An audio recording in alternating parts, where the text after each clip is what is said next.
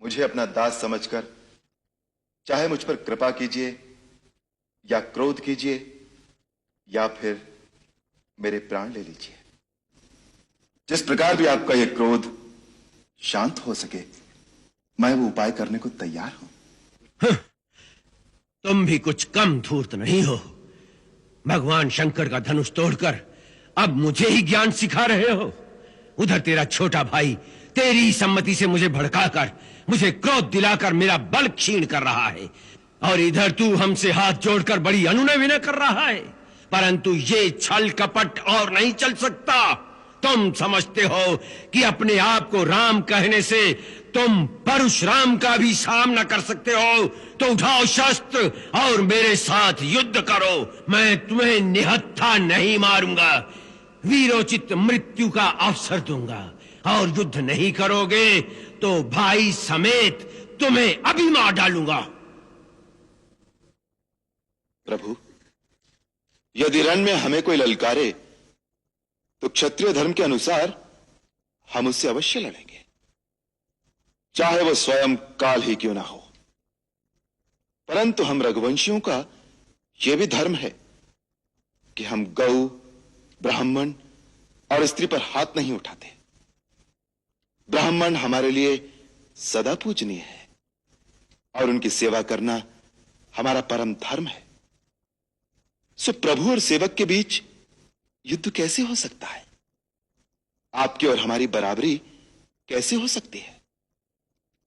भगवान, मेरा तो छोटा सा नाम है राम, परंतु आपका परशु समेत परशुराम। आपने अपने राम को अभी तक नहीं पहचाना, परंतु मैं तो आपकी प्रभुता को जानता हूं। आपसे हारने में भी मेरी जीत है। विप्रवंश की असप्रभुताई अभय हो ही जो तुम्हें डराई।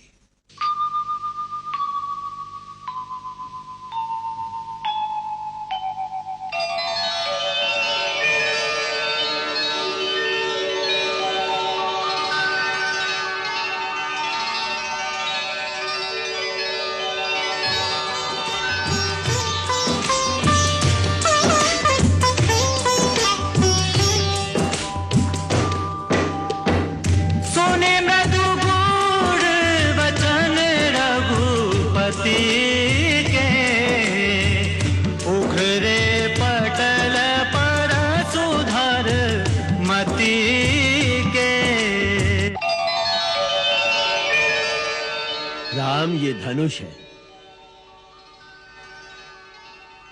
ये धनुष विष्णु ने मेरे पितामह महर्षि ऋचिक के पास धरोहर रूप में रखा था।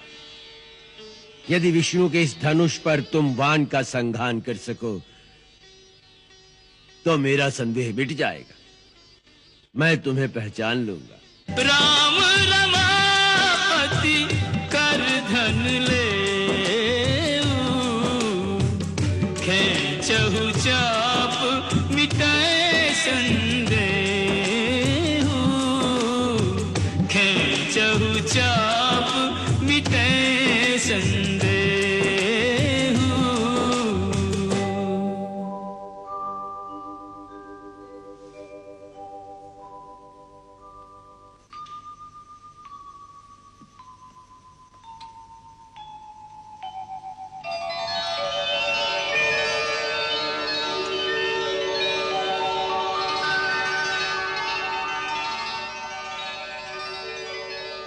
रघुनंदन, आप जानते हैं कि यह दिव्य वैष्णव बाण कभी खाली नहीं जाता।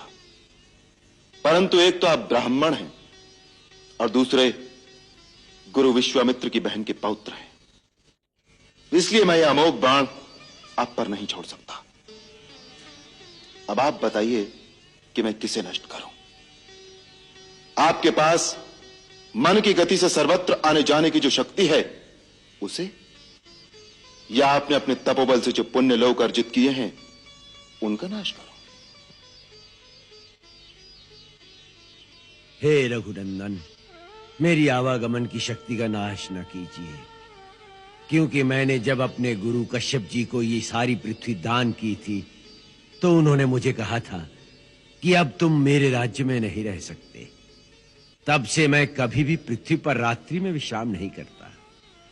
मुझे रात को महेंद्र पर्वत पर जाने के लिए उस शक्ति की परम आवश्यकता है। परंतु आप इस अमोघ बाण से हमारे पुण्य लोकों का नाश कर दीजिए, जिसके साथ नाश हो जाएगी हमारी कीर्ति, हमारा अहंकार और अहंकार जनित हमारा क्रोध। राम, इसे पूर्व दिशा में छोड़ दो।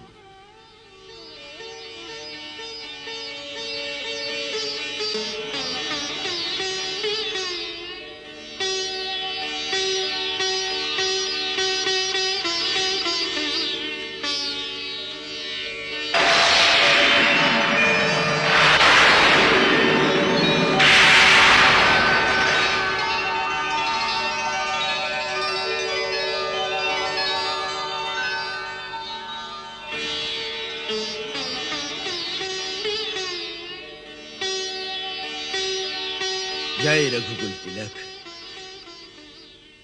तुम्हारी जय हो।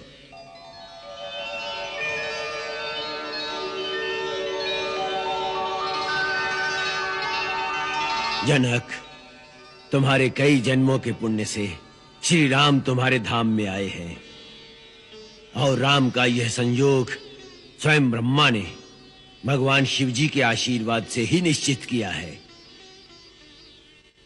धूमधाम से ये विवाह रचाओ, इसी में आपका कल्याण है।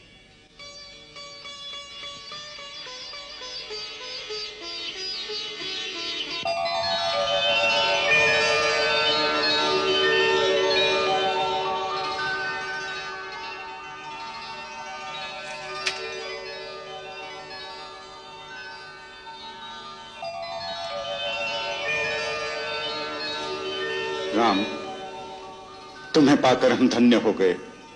मुझे अपना पुत्र समझकर मुझ पर अपना स्नेह बनाए रखेगा, मेरी भूल चूक को क्षमा करते रखेगा। तुम्हारा सदा कल्याण हो बेटा। ब्रह्मर्षि, तुम्हारे प्रसाद से श्री राम ने धनुष भंग करके मेरा प्रण पूरा करके मुझे कृतार्थ कर दिया। अब आप जो उचित समझे सो आज्ञा दीजिए। मिथिला नरेश, ये विवाह तो धनुष के अधीन था, सो उसके टूटते ही विवाह तो हो गया। तथापि तुम अपने कुल की रीति के अनुसार अपने कुल के बड़े बूढ़ों और गुरुजनों से पूछकर ही सारा काम करो, और अयोध्या में दूत भेजकर महाराज दशरथ को कहो कि वो बारात सजाकर जनकपुरी पहुंचे। जो आज्ञा।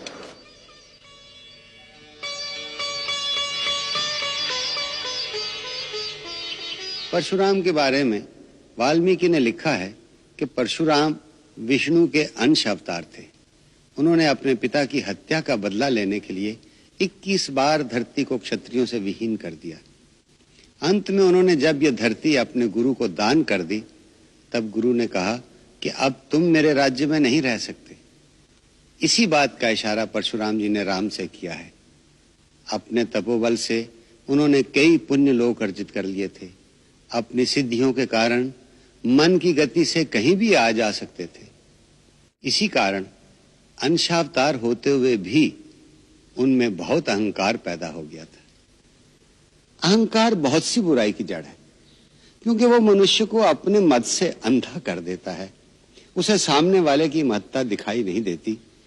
इसी कारण परशुराम जी को भी श्री राम को पहचानने में इतनी देर लगती है। अहंकार में उत्तेजना भी बहुत होती है, और एक अहंकारी पुरुष की शक्ति क्षीण करने का तरीका वही है जो लक्ष्मण ने अपनाया। उन्होंने अपनी बातों से परशुराम जी को बहुत क्रोधित कर दिया। क्रोध से उत्तेजित मनुष्य की शक्ति क्षीण हो जाती है।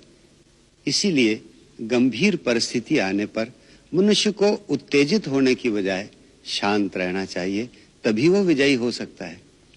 उधर श्री राम सर्वसमर्थ होते हुए भी उस समय तक धनुष की ओर नहीं जाते जब तक गुरु विश्वामित्र स्वयं उन्हें आदेश नहीं देते। हालांकि सीता जी की अधीरता और विह्वलता को वो अच्छी प्रकार देख रहे हैं और समझ रहे हैं।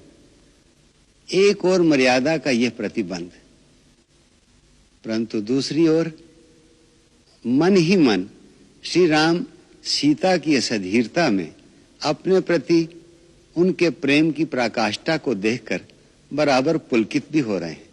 जैसे तुलसीदास जी ने लिखा है, देखी विपुल बिकल वै देहि निमिष बिहात कल्प समते ही, अस जिये जानकी देखी प्रभु पुल के लखी प्रीति विसेखी।